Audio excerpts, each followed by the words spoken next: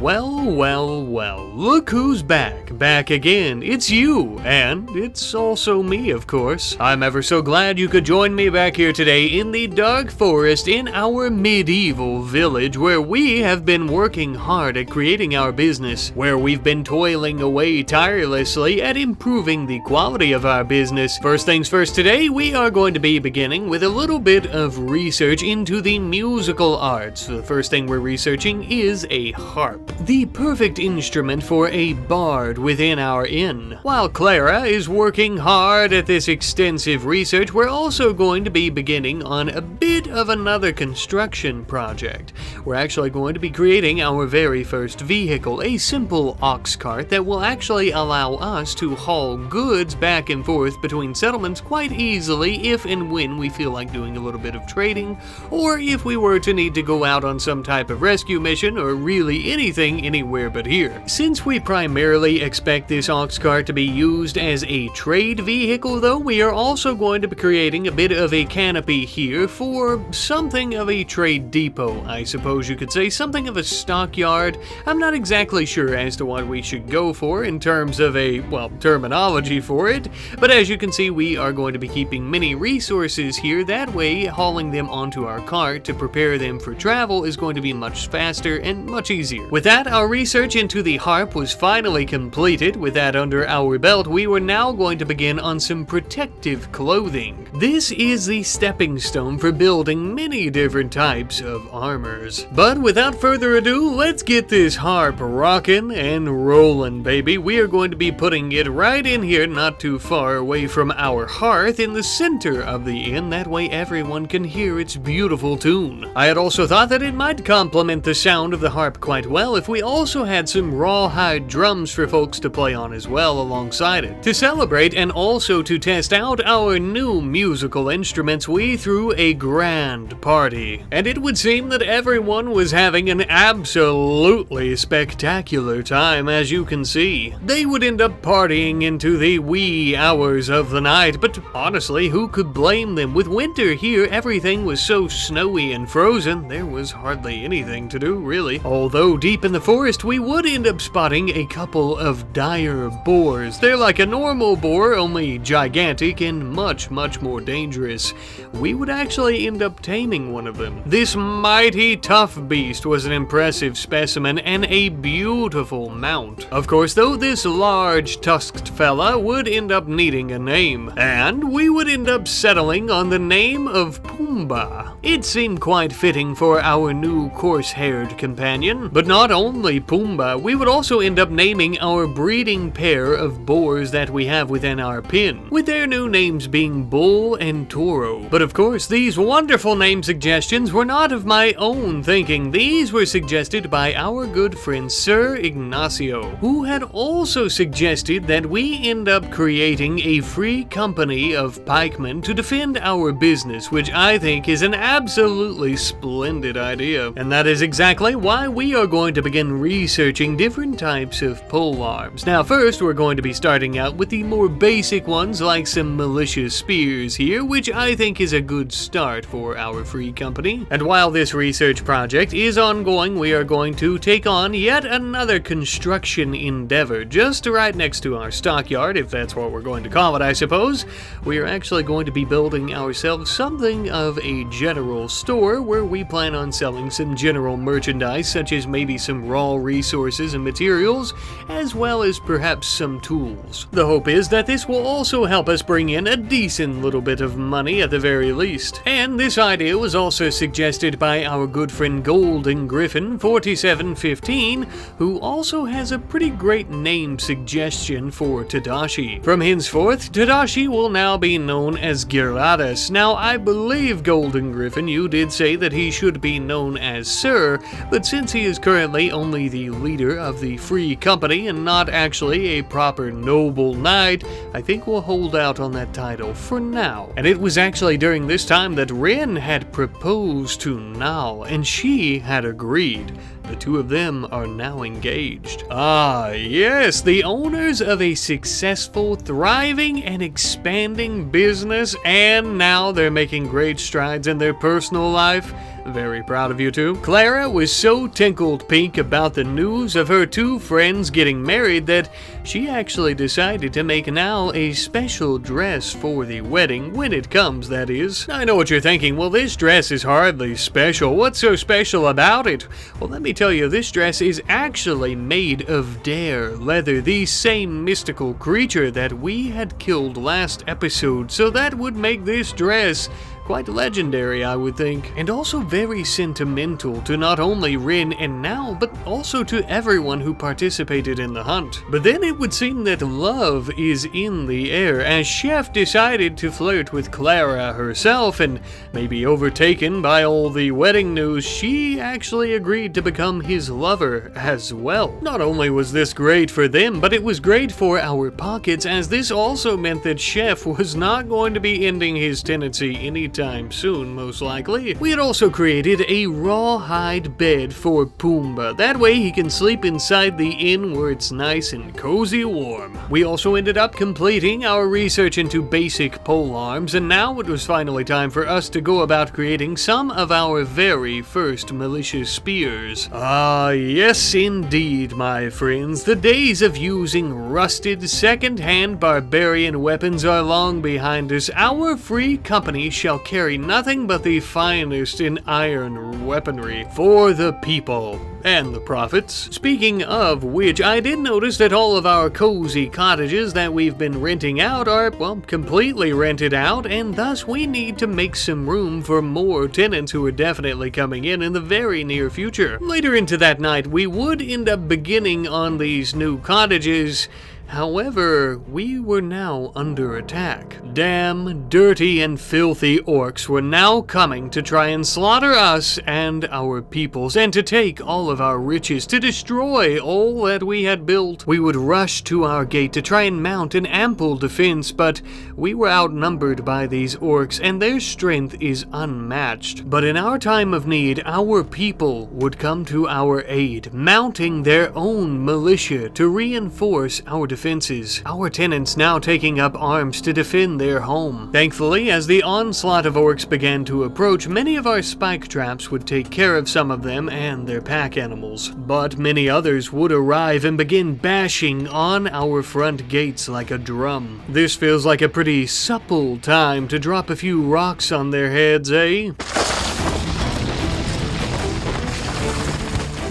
We were no cowards, even against the likes of these brutish orcs. We would rush outside of our gates and begin bashing in their skulls with our maces. Using our gate, we would create a choke point in our walls, making it so that only an orc or two could come through at a time to face all of our numbers. The imbeciles have so much brawn to spare, they don't have any brains, it would seem. During this entire battle, our free company had snuck up around the side towards our general store to begin engaging the remaining orcs who were taking cover there. And with his final push, we would push the orcs out of our land. As the injured cowards would attempt to flee, we would chase them down on our ancient stags and begin stabbing them in their hearts. And with that, it would seem that we have finally fended off our very first serious orc invasion. Sure, we fought off one before, but nothing of this caliber, I'll say. It would even seem that the poor fools had brought some beer along with them. Well, don't mind if we do. Those orcs may be dumb as rocks, but by golly do they know how to brew a stout beer. With all the orcs dead and our beverages firmly in our gullets, it was time for us to begin a bit of a cleanup effort with hauling away all the corpses and getting all of their weapons inside. Now that the threat is finally neutralized as well, we could go about finishing up those rentable cottages that we were going to work on earlier. And with these complete, we are finally once again ready to go about taking in more tenants and also getting that sweet, sweet rent money. But as time would continue to pass in our dark and treacherous lands here, the icy hooks of winter would dissipate from these lands, and spring had finally sprung once more to feel the embracing heat of the sun upon our faces and the nice warm breeze rolling into the area. And now that the ground has finally thawed out once more, we are going going to be doing a little bit more growing by expanding our fields of crops, as when winter was dissipating there, we were on the brink of starvation. All the wildlife in the area had been hunted out, and we were running low on food. But of course, not only would we be growing food, we would also plant a very small field of hops, allowing us to go about growing these and making our own alcohol eventually. And then after that, sticking with the comment from Golden Griffin, I've actually decided to not really sell any resources and stuff in our general store, and instead we're going to be selling some different types of spears and other weapons like a bow and arrow, which is going to be great for any hunters passing through the area. Near our general store, just on the outside of our main village walls, we're also going to be building something of a marble guard tower. However, during the construction of this defensive structure, we would end up having a massive iron golem erupting from the ground and immediately attempting to kill Dial, who was mining the iron ore. This ornery large beast was not too pleased with our mining efforts, you could say, and thus it decided to begin chasing us and attacking our ox cart, killing both of the ox as we fired arrows at it. We would pelt it with several barrages of arrows and crossbow bolts, making quite a few dents in its rocky structure. Nevertheless, though, it would continue its rampage even after we dropped many rock chunks on its head, damaging it even further. It was still coming, and it managed to bash and destroy our gate. As the beast came tumbling in, we hit it with a few more arrows, finally crippling it and killing it. Well, well, well, not as impenetrable as you previously thought, eh? This big heaping slab of metal is going to become spears and armor and door hinges and doorknobs and maybe some nails, and really anything else we need. Speaking of which, you didn't think that I forgot about our little guard tower so soon, did you? Of course not. We are going to be finishing this up, and we are actually going to have a designated guard who lives here, who is going to be protecting and serving this small little pocket of region. We've decided to choose Ada to be the designated guard here in this new small section of the village, and in our territory, of course, whatever we're going to be referring to it as in the very near future, because of course we have Gladys and Dial who are going to be needed inside to protect the main village and the main walls, of course, where most of our infrastructure and business is. Perhaps as the outer little village area here grows, we'll just start referring to it as the village, in the internal portion as our maybe inner town or inner city, perhaps. I kind of like the sounds of that. Sticking with that, we're actually going to be building some wooden spike fencing around this small little portion of this area here and turning it into something of a village, as we don't exactly plan on annexing the entire region just yet, as we couldn't really protect it all, and so we're going to do it a little bit at a time. By this point, our hop plants were finally grown, and it was time for our very first harvest. We immediately began taking them over to the old brewery, throwing them in some sacks and what have you for storage. We began turning it into wort, and we started fermenting our own batches of beer. No doubt it'll be stout as shit. Hopefully. In the meantime, while we're waiting on the fermenting process of our new alcohol, we're also going to build yet another structure out here in our little outer walls. This is going to be a barracks, as recommended by our friend Fly Sundu 8711. Now, this is not going to be a barracks for all of our company, but we are going to have it for some of the lower ranking soldiers, of course, who are going to be defending the outer walls. And as you can well see, these barracks come equipped with some fairly mediocre bedrooms and accommodations for them to live in for the most part, as well as its very own armory. This way, if the shit hits the fan, they'll be ready at a moment's notice, once we get enough soldiers out here, that is. Now that we're starting to expand our territory and our population out this way, we also needed somewhere that folks could relieve themselves, so we built yet another outhouse. We also ended up building ourselves a simple bathhouse with some simple wooden tubs filled with water for folks to wash off with, of course. You'll notice that the city services and everything in the outer area here of the city isn't going to be near as well as the inner city, and that's because the inner city is going to be where we make the most money,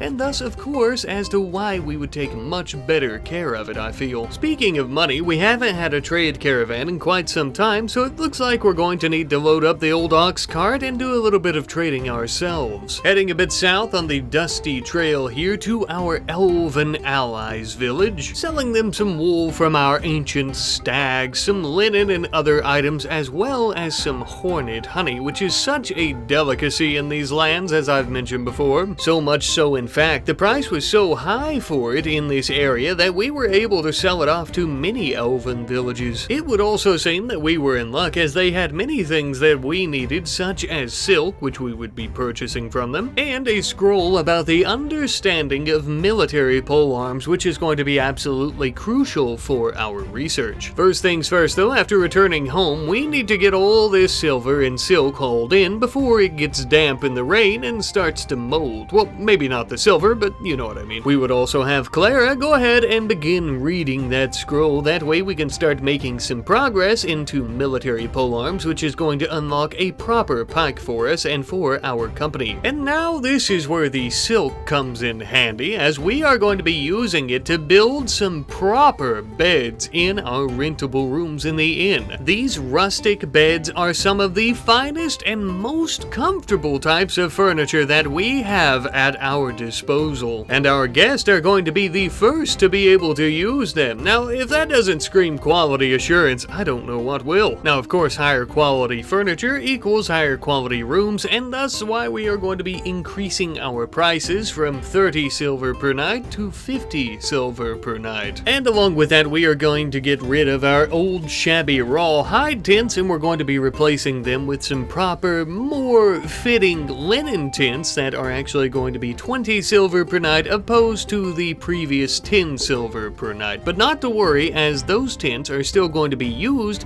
in the outer walls of our little city here. Even though we haven't had one in quite a while, trade caravans that come through this area normally have quite a few members and a few guards that come along with them who are looking for some cheap lodgings for the night, and thus why we are putting these in the outer walls, that we are keeping them cheap, and we're actually making more of these rawhide tents. We also ended up having a nice young lady who was a wanderer offering to join our village here by the name of Talia. Not being ones to turn down free labor, we accepted, and she swiftly arrived in town. A nice purple elven lady who seems to specialize in social and intellectual. I'm sure she will be absolutely perfect for wardening once we have some more prisoners, as well as our many research projects that we plan on tackling. But first, some more construction projects. We're actually going to be making ourselves a stone cutting building. Now, previously, we haven't really been cutting down any. We've been deconstructing ruins in the area, as there are plenty, of course, but we're beginning to dry up those resources, and thus we are in dire need of creating our own. We have a lot of territory to work with here, so we're going to need as much resources as possible to go about claiming it all for ourselves. Speaking of which, I thought it would probably be a good idea for us to go ahead and begin claiming the southwestern territory here for ourselves as well. The best time for expansion is definitely in the spring and summer months, as resources are plentiful and it's much easier for us to navigate through these areas without all the thick snow and what have you on the ground, of course, and the worry of freezing to death in the elements. Speaking of abundant resources, the entire purpose of us claiming this section of the territory is because we plan on turning this into something of a farming district. This is going to be where the majority of our food comes from for the time being, or for the foreseeable future, I should say. I'm thinking in the richer and more developed inner city district, we might just start growing some cash crops, and that way we can reserve the outer walled area for nothing but food. And we would actually leave plenty of room to spare in case we want to build something else, possibly even more farms, which is most likely going to be what we end up building there as our population continues to grow.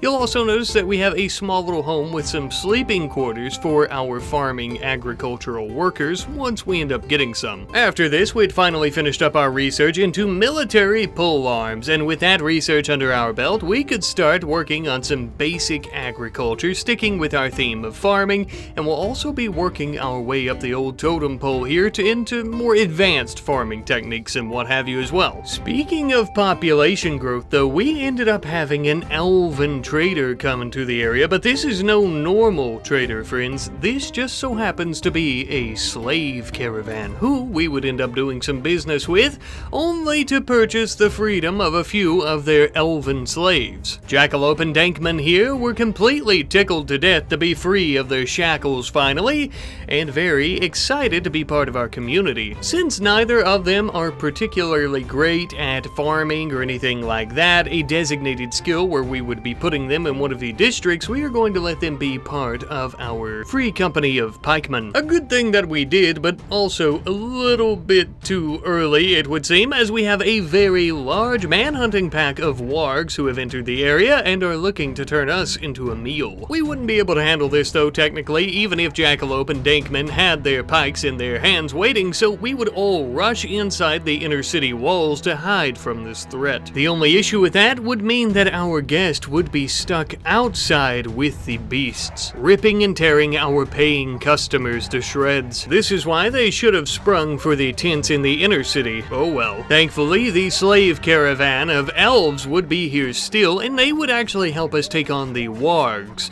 And by us, I mean that they would take them on their own as we continued hiding inside. As this was ongoing, the wargs would completely overwhelm the elves, killing the vast majority of them, at which point we had no other choice. We would be forced to intervene. We came outside and began letting off a barrage of arrows at every single warg that we saw, which actually wasn't all that many, and eventually they were all dead or incapacitated. Those few wargs that were still squirming on the ground and not quite seeing the light yet would be finished off by our blades. Luckily for us though, lying next to all these dead predators and elves were plenty of elven spears, swords, and bows, which would come in very handy for us. It really sweetened the deal, making the cleanup effort of all the rotting corpses afterward well worth our while. A bit of time later, and our batches of beer were finally finished fermenting and ready for all of our clientele in the inn, as well as our employees and soldiers of course as well, but they're going to be limited to one per day. That way they're not drinking up all our profits. And since we finished up our research into military polearms earlier, it's time for us to go about making some proper polearms as well as a little bit of armor for our free company. This will ensure that the next time we have an invasion of man-eating wargs or thrumbos or dare or whatever animal decides to try to tangle with us, we will have an ample defense prepared. Hopefully. I suppose if nothing else, they look cool as hell. Now then, it's time for us to really up our knowledge and research of these new technologies that we've been looking into, and to go about doing so, we're replacing our old simple research bench with an advanced one that will allow us to unlock new types of technologies that are much more complex, such as the windmill, which is going to be our very next project. And I must say that with this new bench, it actually didn't take us very long at all to finish up this new technology, allowing us to build our very first in our farming district. We're going to be planting it in our wheat fields. That way we can actually go about grinding down this wheat into flour, and we can actually use it to go about making alcohol by fermenting it. We can use it for many different types of cooking recipes. You know the drill. You know how wheat works, baby. Or maybe you don't, but either way, we need a windmill for it, so that's why. Finally though, it looks like we are about to celebrate the wedding between Rin and Now. It's about damn time, I'll tell ya. The two of them gathered in the inn, had a quick smooch in front of everyone after saying their vows, and now it's time to party. A proper celebration for the occasion. Not to rhyme, but we were all having a really great time. Oh, son of a bitch, I did it again, didn't I? Well, anyways, it was a real banger, I'll tell you that much. And everyone really seemed to like our first brew of beer as well at the party, which was a pretty darn good sign, I'll tell you. I'll also tell you that I think we have built quite the little city thus far, although we still plan on expanding quite a bit more. I'm very proud of what we've achieved thus far. I will say though that I think we need to try to supplement our income a little bit more if possible, as right now I'd say about 90%, 85-90% of the majority of our income is coming from all of the cottages that we're renting out, which is completely fine, but if something happens there, like a giant forest fire, we're in trouble. Regardless though, we are and have been building quite the empire. I'm not sure how things could get any better. Huh, what do you know? I guess things could get better after all. Until next time, my friends.